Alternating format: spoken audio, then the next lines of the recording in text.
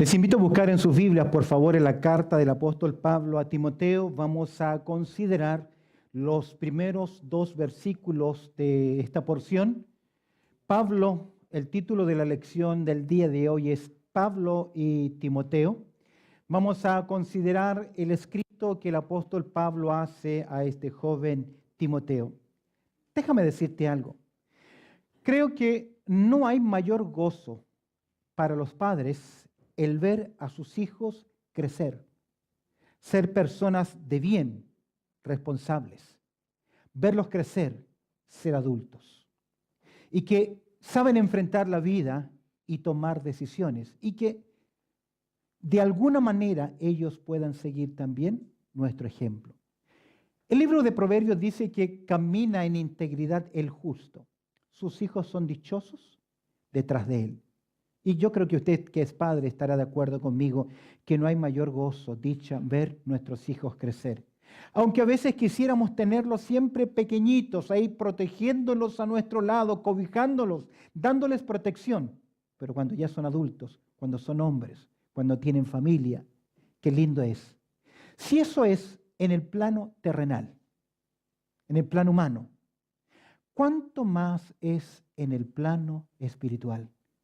Tener hijos espirituales y verlos en el tiempo crecer, desarrollarse, servir al Señor, ser personas de bien. Pablo va a escribir a Timoteo, a quien Pablo lo considera su hijo en la fe. Y en 1 Timoteo, allá en el capítulo 1, vamos a ver este cuadro interesante. Cómo Pablo dirige esta carta a su hijo en la fe. Mira lo que dice el verso 1, 1 Timoteo, capítulo 1, versículo 1. Pablo dice así: Pablo, apóstol de Jesucristo, por mandato de Dios nuestro Padre, nuestro Salvador, y del Señor Jesucristo, nuestra esperanza. Mira el verso 2. ¿A quién? A Timoteo, verdadero hijo en la fe.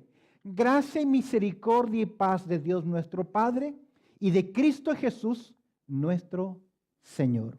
Oramos. Bendito Padre Celestial, hemos abierto tu palabra y en esta hora, Señor, queremos pedir que tú hables a nuestras vidas, que de estos versículos podamos sacar verdades prácticas que afecten nuestra vida y nuestro corazón. Pues oramos a través del precioso nombre de Cristo Jesús. Amén y amén.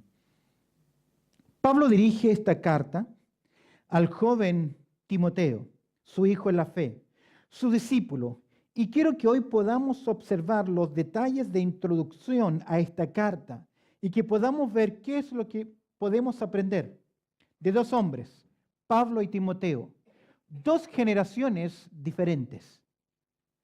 Un padre espiritual, un hijo espiritual, dos generaciones, uno que ya comienza a llegar al ocaso en su vida, y un joven que tiene todo el mundo, todo un futuro ahí para hacer la voluntad del Señor. Quiero que al considerar lo que Pablo escribe a Timoteo, podamos ver dos detalles interesantes que podemos rescatar, por así decir, de esta salutación, de los saludos que Pablo hace a Timoteo en esta carta. Quiero que consideremos en primer lugar quién es el redactor de esta carta, el agiógrafo, el escritor, el instrumento humano. Y al mirar quién es el redactor de esta carta, quién escribe, ya lo sabemos. Quiero que observemos en primer lugar cómo Pablo, como el escritor, el agiógrafo, el instrumento humano se presenta. Lo primero que el escritor, el autor, el agiógrafo, el instrumento humano nos dice acerca de él, se presenta como comúnmente Pablo lo hace. ¿Dando qué cosa? Su nombre. Hay una gran diferencia en las cartas que escribimos en el día de hoy. A veces nos llega un correo de una persona que no dice su nombre y no sabemos quién nos está escribiendo hasta cuando llegamos al final de la carta, porque ahí se nos dice atentamente y nos saluda quien ha escrito la carta. No era así Pablo siguiendo el estilo literario de aquel tiempo. Lo primero que vemos del redactor de esta carta es que se presenta con su nombre latino. Este nombre era un nombre muy común en Sicilia, de donde era la ciudad de Tarso, de donde era el apóstol Pablo. Su nombre es un nombre griego o latino, Pablos, que literalmente significa un hombre pequeño, pequeño. Es interesante, hace años atrás, era más joven, leí un libro que se llamaba El campeón de Dios o El león de Dios. Y era una biografía escrita secularmente acerca de Pablo. ¿Quién era Pablo? E interesantemente siempre me llamó la atención porque cuando el escritor hace, citando un personaje en la antigüedad, dicen que Pablo era un hombre pequeño en estatura. Su nombre, Paulos, ya significa pequeño desde nacimiento. Era un hombre pequeño en estatura, cabeza calva y pies encorvados, con su cuerpo en muy buen estado, con cejas muy tupidas y una nariz casi aguileña, lleno de cordialidad. Un hombre que al mirarle reflejaba ángeles en su rostro. Para muchos, datos interesantes, mirar a Pablo de frente era un poquito chocante o vergonzoso. Te digo por qué. Porque cuando es curtido en el tiempo, en los años, cuando han pasado los años en la vida del apóstol Pablo, él sufrió naufragios, maltratos, hambres, apedreamientos, azotes, y obviamente todo eso dejaba ¿qué cosa? Huellas en su cuerpo. Es por eso que Pablo dice que llevo en mi cuerpo las cicatrices de Cristo. Para algunos tal vez mirarlo era un poco vergonzoso, casi extraño, pero ante los ojos de Dios las marcas eran la señal de su compromiso. Y aquí me llama mucho la atención. Cuando Pablo escribe su segunda carta a los Corintios en el capítulo 10, verso 10, los acusadores de Pablo decían lo siguiente: este hombre es duro cuando escribe sus cartas, pero la apariencia frágil o débil en presencia. Y creo, mis queridos, que cuando Pablo se presenta diciendo, yo soy Pablo, soy pequeño, es una gran cuota de humildad hacia su ministerio. Porque estamos hablando del único hombre en esta tierra que fue considerado apóstol ¿a quién? A los gentiles. Un único hombre que tuvo un encuentro personal. Él vio a Cristo Jesús, oyó la voz de él. Estuvo 3 años en los cuales Cristo se reveló a él personalmente. Él tuvo un gran crecimiento, comprendió el Antiguo Testamento porque Cristo se le apareció. Y nos dice sencillamente, yo soy ¿qué? Un hombre pequeño. ¿Sabes quién dijo una idea muy similar en su ministerio? Fue Juan el Bautizador. Cuando hablando acerca de Jesús, él dice, es necesario que él crezca y que yo ¿qué? Mengüe. Y hoy en día nosotros los predicadores parece que casi es necesario que él mengüe y que nosotros ¿qué? Crezcamos y nos hacemos nombre cuando la gloria se debe ser dada a ¿quién? ¿Qué aprendemos del redactor? Su persona, Pablo, un hombre pequeño. Algo interesante, Pablo se presenta en su posición. ¿Cuál es la posición que él tiene? Dice Pablo que apóstol. Interesantemente, esta palabra apostolos, griego, es la combinación de 2 palabras, el prefijo apo, que significa salir o enviado, y telos, que tiene que ver con equipar, arreglar o preparar. En otras palabras, un apóstol era una persona que ha sido enviada, pero como fue equipada, se le envía con una acreditación, o mejor dicho, se le envía con un mensaje como una responsabilidad. Hoy podríamos decir un embajador. Un embajador está en tierra extraña representando ¿qué cosa? Su país, su color, sus símbolos, sus creencias, sus valores, su mensaje. Y Pablo está diciendo acá que a pesar de que es un hombre pequeño, tiene una gran responsabilidad que le ha sido dada, que es ser un embajador. Pero él agrega algo más, que es un apóstol ¿de quién? De Jesucristo. Él está diciendo entonces, soy un representante de Cristo en la tierra. Y déjame decirte algo, que Pablo no simplemente tenía el ministerio apostólico que todos nosotros tenemos. El Señor Jesucristo a todos nosotros nos dijo, quiero que sean mis testigos en esta tierra. Amén. El Señor dice, ir y predicar el evangelio ¿a quién? A toda criatura. Todos somos apóstoles en el ministerio, somos misioneros. Es interesante que la palabra apóstol Apostolos en el griego nos llega al castellano a través del latín y la palabra latina para apóstol es misio. Y la traducción de misio al castellano es misionero. Por lo tanto, todos nosotros somos ¿qué? Misioneros porque tenemos ¿qué cosa? Un mensaje que llegar. Pero aquí Pablo agrega algo más, que él tiene no simplemente su persona humildad, sino que él también tiene una posición. Él es un apóstol ¿de quién? De Jesucristo. Ahora, escúcheme bien. Cuando el Señor encomendó a apóstoles en esta tierra, les dio una credencial. ¿Se ha fijado que en algunos lugares, oficinas, hospitales, lugares públicos, donde hay personal que trabaja, hay una salita que dice staff? O a veces hay unos baños que dicen only para el personal staff. Significa que solamente pueden entrar aquellas personas que tienen ¿qué? Una acreditación. Ahora, todos somos predicadores, pero no todos. Y Pablo dice, yo pertenezco a aquel grupo que fueron enviados por el Señor Jesucristo con una credencial especial. ¿Sabes que los apóstoles tenían 3 credenciales? Que ellos hacían señales, prodigios y milagros. Hay muchos textos bíblicos, solamente en 2 Corintios 12:12 Pablo dice, yo tengo las señales de un apóstol, que son señales, prodigios y milagros. En otras palabras, él tenía el oficio apostólico. Ahora, ¿qué significaba tener el oficio apostólico? Que hablaban en representación de Cristo, con la autoridad que Cristo les había conferido. ¿Recuerdas cuando hay un hombre pidiendo limosna ahí en el pórtico de la Hermosa, un hombre paralítico, y ve a Juan y ve a Pedro y les pide ¿qué? Una moneda. ¿Qué le dice Pedro? Yo no tengo ¿qué? Plata ni oro, más lo que tengo te doy. ¿Qué tenía él? La autoridad de Cristo, la señal apostólica que evidenciaban que él era un apóstol. ¿Y qué le dice Pedro? Voy a orar por ti para que te sanes. ¿Oró por él para que se sanara? En el nombre de Jesús. No significa que todas las cosas las declaramos en el nombre de Jesús. No se equivoque. Lo que él está diciendo es porque yo estoy bajo ¿qué? Autoridad. Porque me ha sido conferida una capacidad, un don milagroso. En el nombre que me ha encomendado, ordeno que te pongas de pie. Y aún más, dice que sacaban los enfermos para que tan solo la sombra de Pedro sanara a los enfermos.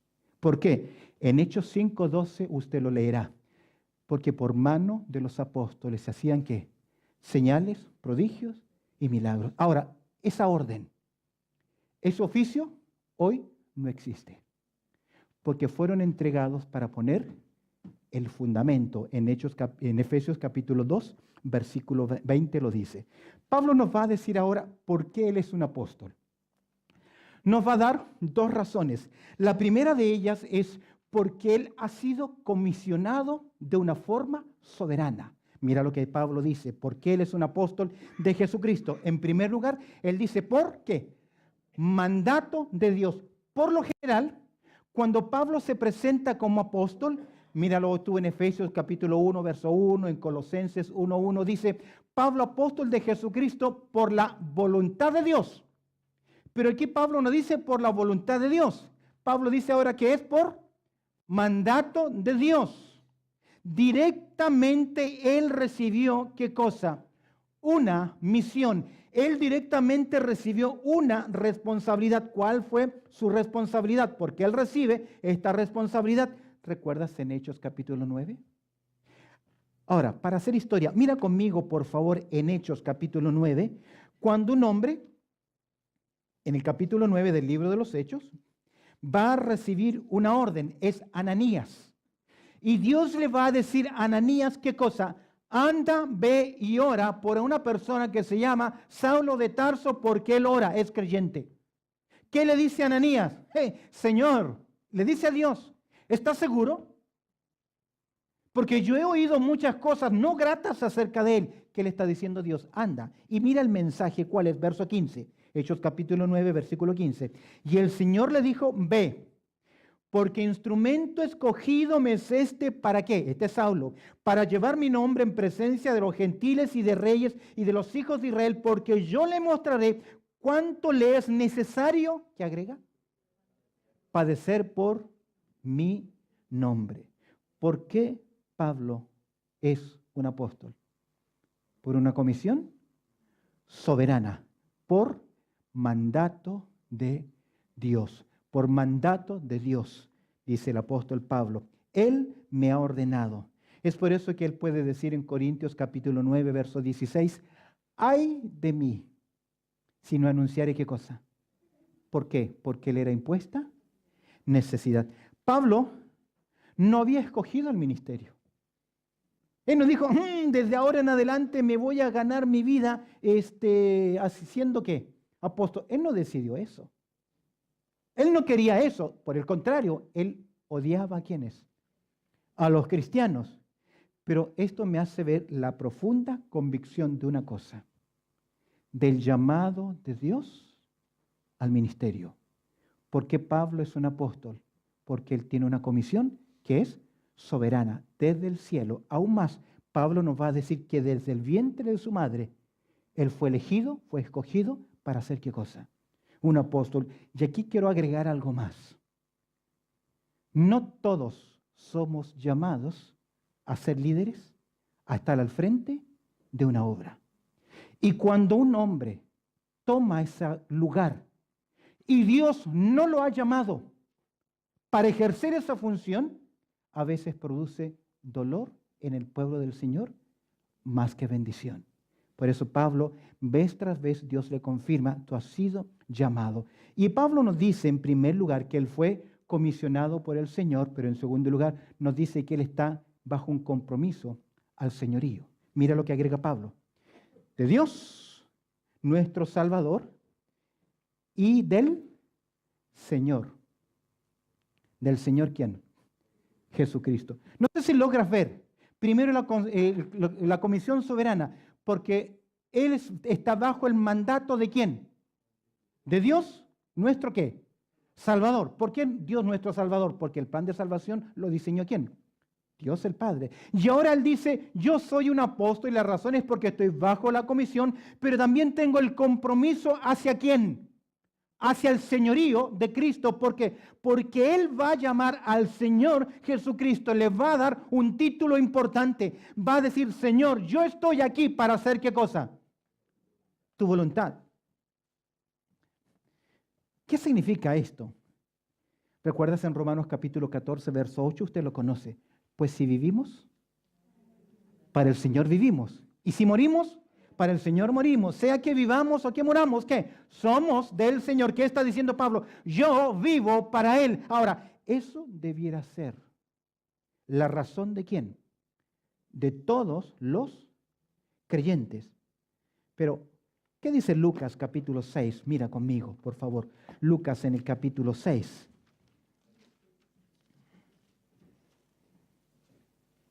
Mira el verso 46.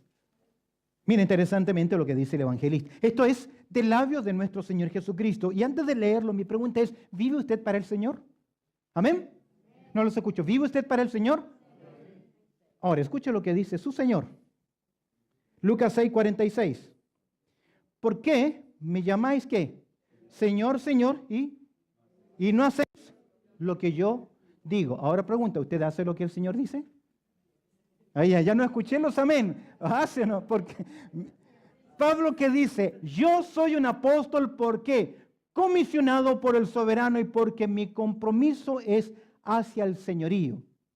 Es por eso que Pablo dice allá en Filipenses, en el capítulo 1, verso 26, porque para mí el vivir es Cristo y el morir es ganancia. Hey, ¿por qué eres apóstol? Nos ha hablado de su persona. Ahora nos está hablando de su posición. ¿Por qué es un apóstol? ¿Por qué él es de ese grupo comisionado por el Señor? Él dice, la razón es porque fui comisionado por el soberano. Y si fui comisionado por el soberano, tengo el compromiso de someterme ¿a qué? A su señorío. Ahora, ¿lo puedo decir yo también? ¿Tengo esa convicción? ¿Vivo para Él? Pablo se presenta, hemos visto en primer lugar el redactor de la carta, ya hemos hecho mención de su persona, hemos hablado de su posición, veamos ahora cómo él mira la vida, cuál es esa perspectiva de vida que el apóstol Pablo tiene. Y agrega en Timoteo, 1 Timoteo capítulo 1, verso 1, Pablo, apóstol de Jesucristo, por el mandato de Dios, nuestro Salvador y del Señor Jesucristo, y agrega algo más. Nuestra esperanza. Nuestra esperanza. Y esa esperanza es la perspectiva de vida que Pablo tiene acerca de las cosas. Jesucristo es nuestra esperanza por todo, escúcheme bien, lo que Él efectuó en el pasado por nosotros. Amén. Él es nuestra esperanza. Amén. Pero no solamente por todo lo que Él hizo en el pasado, sino que por todo lo que Cristo hoy está haciendo, ¿qué? Con nosotros, en nosotros, a través de nosotros, y también por lo que viene al futuro. Tenemos una esperanza interesantísima mirando nosotros hacia el futuro, lo que Dios hace por nosotros. Mira conmigo en Tito, ve hacia atrás, a Tito capítulo 1. Mira lo que dice el versículo 2, Tito capítulo 1, verso 2. Dice el texto, en la esperanza de ¿qué? De la vida eterna, la cual ¿qué? Dios que no miente prometió desde antes del principio de los siglos. Es por eso que Pablo vive en esa confianza, sabe que le pertenece al Señor, sabe que la salvación es de Dios y le ha sido dada también a él como una esperanza. ¿Qué es esperanza? Ahora, la esperanza es algo que no se ve, pero que ha sido prometido. Mira conmigo en Romanos, para hacerlo claro, Romanos capítulo 8, verso 24. La esperanza es algo que no se ve, pero que ha sido para nosotros prometido. Avanzamos, las cosas van a cambiar, las cosas van a ser diferentes. Sabemos, hablando hacia el futuro del Señor, que el Señor tiene grandes cosas para nosotros. ¿Por qué tenemos esa esperanza? Porque Él ya las prometió. Y mira lo que dice Romanos capítulo 8, verso 24. Porque en esperanza fuimos, ¿qué? Salvos. Pero la esperanza que se ve, ¿qué? No es esperanza, porque lo que se ve, o aquello que se ve, ¿qué dice el texto? Hay que esperarlo. Verso 25 dice, pero si esperamos lo que no vemos, con paciencia, ¿qué? Lo aguardamos. ¿Qué tenemos por delante? ¿Qué es esperanza? ¿Qué tenemos por delante? ¿Qué es esperanza? El Señor que murió por nosotros, que hoy cuida de nosotros, un día dijo, yo tengo algo especial para ustedes. Es por eso que Pablo dice en Colosenses 1:27, Cristo en vosotros, esperanza de gloria. Mira lo que agrega Juan, 1 de Juan capítulo 3. Mira el verso 2. Me encanta. El apóstol Juan, hablando de esa esperanza gloriosa en el futuro, dice 1 de Juan capítulo 3, versículo 2. Amados, creyentes, ahora somos ¿qué? Hijos de Dios. Él está convencido. Verso anterior dice, mirad cuán amor nos ha dado el Padre para que seamos llamados hijos de Dios. Mira ahora el verso 2. Amados, ahora somos ¿qué? Hijos de Dios. ¿Qué hay ahí? ¿Qué hay ahí? Firmeza, confianza. Y aún no se ha manifestado lo que hemos de ser. Ya tenemos la esperanza, ya tenemos la promesa, no la estamos viendo, pero está al frente nuestro. Mira lo que dice. Aún no se ha manifestado lo que hemos de ser. ¿Pero qué? Sabemos que cuando Él se manifieste, este es el Señor, seremos semejantes a Él porque le veremos tal como Él es. Recuerda las palabras de Jesús a Tomás, más bienaventurados son quienes, los que no vieron y creyeron. Y Pedro dice, ¿a quién amáis? Sin haberle visto. Eso es fe y eso es esperanza. Y mira lo que agrega. Y todo aquel, verso 3, ¿está ahí? Y todo aquel que tiene esta esperanza, ¿en quién? En Él se purifica a sí mismo, así como Él es puro. Pregunta, ¿tiene esa esperanza? Pablo dice, presentó su persona, nos dijo cuál es su posición, pero también nos ha dicho cuál es la perspectiva de vida. Vivimos caminando hacia dónde. Es por eso que los predicadores me encanta cuando nos dicen lo siguiente, lo mejor está ¿qué? Por venir. Ahora, Dios nos ha dado un pequeño anticipo, el Espíritu Santo en nosotros. Es por eso que Pablo puede decir que él puede vivir confiado y tranquilo a pesar de que las cosas son difíciles o duras en la vida. ¿Sabes por qué? Porque, mira conmigo en 2 Timoteo capítulo 1, 2 Timoteo en el capítulo 1. Mira conmigo el versículo 12. 2 Timoteo en el capítulo 1, versículo 12. Mira lo que Pablo dice. Mira la perspectiva que él tiene en su vida. ¿Estás ahí? 2 Timoteo capítulo 1, verso 12. Por lo cual, asimismo, dice Pablo, padezco esto. Pablo ya iba a morir. Está a días, a pocas semanas de su muerte. Por lo cual, asimismo, padezco esto. Pero no me avergüenzo, porque yo sé a quién he creído y estoy, ¿qué? Seguro, tiene esperanza.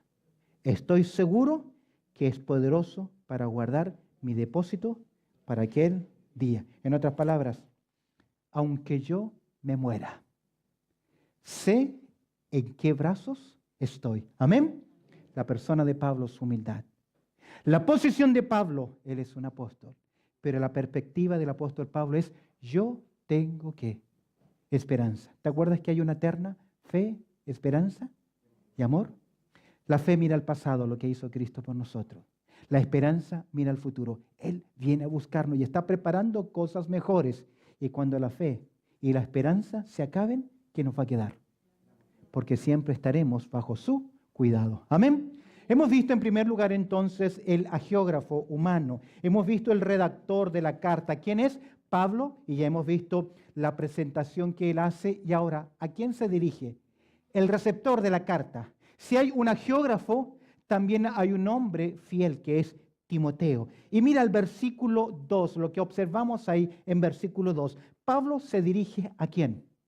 A este joven llamado Timoteo. Esa palabra Timoteo significa honrando a Dios, honrado por Dios o honoroso. Déjame decirte algo. No solamente Dios habla acerca de él, sino que Pablo también escribió acerca de Timoteo, un muchacho, un hombre que tal vez a esta altura de su vida tenga 35 años de edad, no más que eso. Un hombre honrado, honroso por Dios. Es interesante, ¿qué sabemos acerca de este muchacho? ¿Qué conocemos acerca de Timoteo? Rápidamente acerca de este muchacho, el receptor de esta carta. Sabemos que era nativo de la ciudad de Derbe, donde el apóstol Pablo pasó haciendo ministerio. Me llama mucho la atención que era hijo de un padre gentil y de una madre judía. Una mezcla un poquito que rechazaban los hebreos. Por ahí es posible que se casó, escúchame bien, ella siendo creyente, temerosa de Dios, se casó con un hombre inconverso. Es por eso que posteriormente cuando Timoteo sigue al apóstol Pablo, Pablo tuvo que circuncidarlo. Es decir, porque es posible que su padre, por su tradición o su trasfondo, no haya creído, pero a pesar de que era un hombre inconverso, Eunice se equivocó en su decisión, él invirtió en la vida de su hijo, ya que Loida y ella, Eunice, ¿qué hicieron en la vida de Timoteo?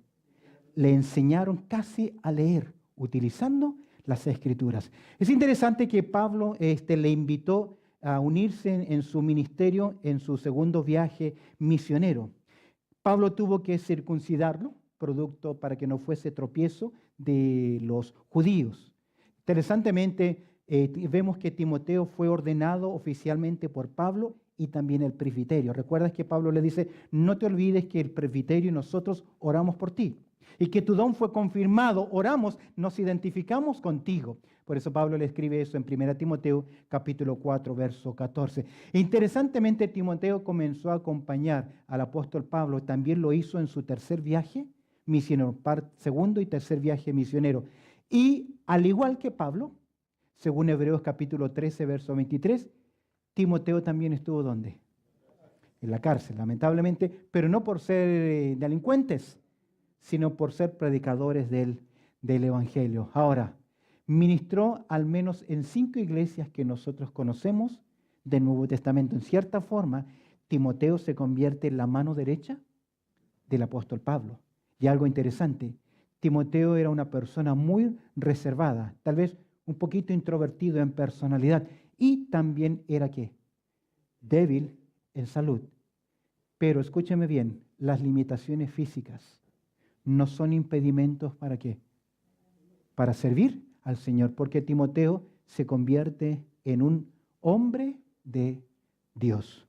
¿Qué sabemos? ¿Qué nos dice Pablo acerca de Timoteo? En primer lugar, vamos a mirar de Timoteo, que Pablo le dice, mira Timoteo, ¿tú eres qué cosa?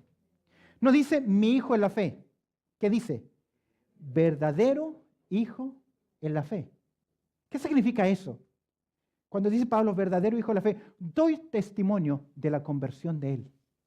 Estoy seguro de que él ha cambiado. Tenía debilidades. Necesitaba a Timoteo ser animado. Recuerda cuando le dice, ninguno te menosprecio, te tenga en poco por ser joven. Sé ejemplo. Pero Pablo no dudaba de la conversión de Timoteo. Ahora, no sabemos si se convirtió porque escuchó a Pablo predicar.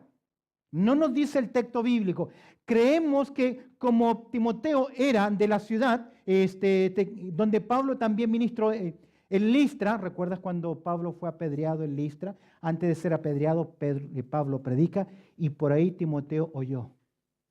O vio la apedreada que le dieron y cómo el Señor también lo resucitó. Lo que sí sabemos acerca de Timoteo es que él desde muy pequeño conocía las Escrituras. Desde muy temprana edad él conocía las Escrituras. Su abuela Loida y su madre le ayudaron en su crecimiento espiritual. Escuchó a Pablo predicar, tal vez le llamó la atención y entendió, wow, yo sé eso, y lo unió con lo que Pablo decía. Escuchó predicar y se produce esa conversión. Pablo le dice, mi verdadero ¿qué? Hijo en la fe. Ahora, ¿tú tienes esos hijos espirituales? Que uno puede decir, bueno, realmente son creyentes. ¿Recuerdas cuando Juan escribe su segunda carta? De Juan dice al receptor, mucho me alegré cuando he oído que algunos de tus hijos andan en la verdad, andan en el Evangelio. Su conversión, veamos en segundo lugar, su capacitación. Y quiero que prestes atención a esto. Normalmente, cuando Pablo en su salutación saluda, habla, escribe sus cartas, siempre Pablo utiliza dos verdades paralelas, gracia y paz. Lo vas a ver en todas las cartas, gracia y paz. Gracia, saludo griego, charis, bendición, don, y paz, shalom, que es el saludo hebreo.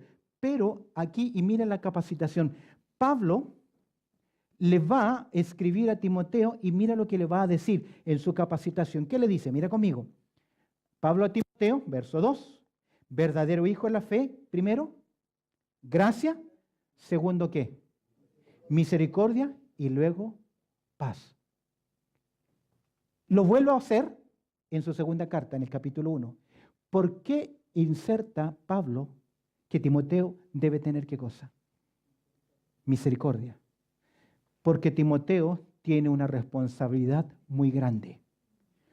Confrontar, corregir y aún sacar gente que estaba enseñando mala doctrina en la iglesia. Tiene que confrontar problemas. Y para confrontar problemas necesitamos tener paz. Pero para tener esa paz necesitamos gracia. Pero cuando vamos a actuar debemos usar ¿de qué?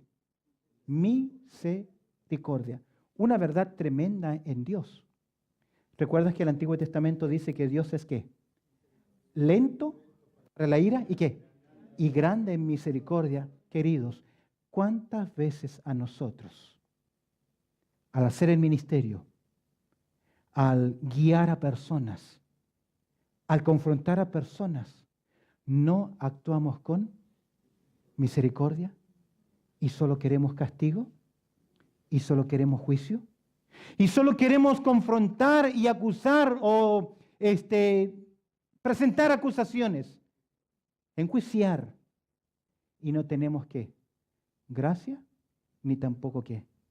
Misericordia. Misericordia es compasión. Compasión por los demás. Pablo necesitaba gracia. No simplemente salvación, sino que todas las bondades de la gracia. A veces limitamos la gracia solo a la salvación. Pablo necesitaba misericordia y Pablo necesitaba en sus decisiones ser dirigido por una palabra interesante, paz. Paz. No paz con Dios, porque Él la tiene, porque es un creyente. necesita la paz de Dios en sus vidas. ¿Y qué es la paz de Dios en nuestras vidas? Es un gobernante que dirige nuestras vidas. ¿Qué le dice Pablo a Timoteo entonces? Habla de su conversión, verdadero hijo en la fe. Habla de su capacitación, gracia, misericordia y paz. Y en tercer y último lugar, y algo muy interesante, que es lo que aprendemos acá del hombre de Dios, del receptor de esta carta, mira la convicción.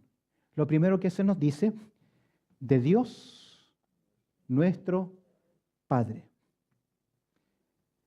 Pablo está diciendo, escúchame bien, presta atención, Pablo está diciendo, Dios es mi Padre. Jamás él pudo llegar a esta conclusión en el judaísmo. En el judaísmo, jamás Pablo pudo llamar a Dios ¿qué? Padre. Ningún israelita llamaba a Jehová Padre, llamaban Adonai, Jehová, el Señor, todos los nombres que reconocen su poderío, pero no le llamaban Padre. Pero ahora Pablo, en la gracia, puede llamar a Dios como Padre. Ahora yo te hago una pregunta. ¿Tú puedes llamar a Dios Padre? ¿Por qué? ¿Cómo llegar al punto, a ese convencimiento, que realmente Dios es mi Padre? Porque escúchame bien, confundimos seres humanos con hijos de Dios. Confundimos ser religiosos con hijos de Dios. Confundimos tomar una Biblia o cargar un símbolo cristiano y yo ya sé que soy ¿qué? Hijo de Dios. Escúchame bien. Para que usted llegue al convencimiento de que es un hijo, una hija de Dios, hay dos requisitos bíblicos. Primero es creer. Y el segundo es recibir a Cristo como su Salvador personal. Si usted me dice yo creo, yo le digo que la Biblia dice que los demonios también creen. ¿Qué debe hacer? Juan capítulo 1, verso 12. Mas a todos los que le recibieron y a los que creen en su nombre, le dio potestad de ser hechos, ¿qué cosa? Hijos de Dios. Entonces, querido, ¿ha llegado el convencimiento en su vida espiritual? Mira la convicción de Pablo, de Dios nuestro Padre. Y mira ahora cómo presenta a Jesús. ¿Y de quién? Y de Cristo. Cristo, porque la palabra Cristo significa ungido. Pablo sabe que Jesús, aquel que le llamó, es el Mesías. Es la esperanza de Dios para el hombre. Es aquel que vino a buscar. Es el Rey de Israel. Pero ¿y qué hizo la nación de Israel con Jesús? A lo suyo vino. ¿Y los suyos qué? No lo recibieron. ¿Ves la convicción? Soy un hijo de Dios nuestro Padre, de Cristo y algo más. Jesús. ¿Por qué Jesús? ¿Por qué Cristo? Porque Él es el Mesías. ¿Por qué Jesús? ¿Por qué Jesús? Porque solamente Jesús es ¿quién? El que salva. No hay otra forma que el hombre pueda ir al cielo. No hay otra forma en que el hombre pueda cambiar. Hay un solo Dios y ¿qué más? Un solo mediador entre Dios y los hombres. ¿Y cómo se llama? Jesús, porque Él dijo, yo soy el camino, la verdad y la vida. ¿Por qué a José se le dijo, vas a llamar a esta criatura Jesús? ¿Por qué? Porque Él salvará a su pueblo de sus pecados. ¿Cuál es la convicción de Pablo? Soy un hijo de Dios, reconoce a Jesús como Mesías, reconoce a Jesús como Salvador y algo más. Vuelve a mencionar la palabra Señor para describir a quién. A Cristo Jesús, porque enfatiza ¿qué cosa? La deidad de Jesucristo. Enfatiza de esta forma la deidad de Jesucristo. Qué interesante. El escritor, el redactor, el agiógrafo, el receptor, el hombre de Dios, Timoteo, dos hombres, dos generaciones, dos personas en el camino. Con estas palabras de Pablo, de ánimo al joven Timoteo a ser fiel a su ministerio, Pablo introduce su carta. Es interesante que la tradición dice que fue azotado en Éfeso por oponerse, este es Timoteo, por oponerse a la idolatría. ¿Y qué era idolatría? Cambiar el nombre de la persona de Dios por otra cosa. Pablo escribe a quién? Al joven Timoteo. Y ya en esta introducción nos ha hecho ver la voluntad de Dios, la soberanía del Señor, mi disposición. Y cuando se dice Señor, hablando de Jesucristo, significa que en la iglesia la gloria debe ser dada ¿a quién? A Cristo Jesús, porque Él es la cabeza de la iglesia. Al concluir, una sola pregunta. Yo sé que la mayoría de ustedes ya han reconocido, todos mejor dicho, han reconocido a Cristo como su Salvador personal. Pero la pregunta ¿es Jesucristo tu Señor? Pero, ¿vives para Él? ¿Tu pensamiento es para Él? ¿Tus palabras son para Él? Oremos al Señor. Bendito Padre Celestial, te damos gracias, Señor, por tu amor y por tu cuidado. Al profundizar, Señor, en estos dos versículos maravillosos, que nos hace ver de gracia, misericordia, de paz, de señorío, de salvación, de llamado, convicción, que tú nos has llamado. Te agradezco, Señor, por tu amor, por tu cuidado, por lo bueno que tú eres, Señor, en nuestras vidas. Te agradezco, Señor, por tu palabra y te pido que tú añadas tu bendición en ella. Oramos, Señor, al encomendar este servicio a través del precioso nombre de Cristo Jesús. Amén y amén.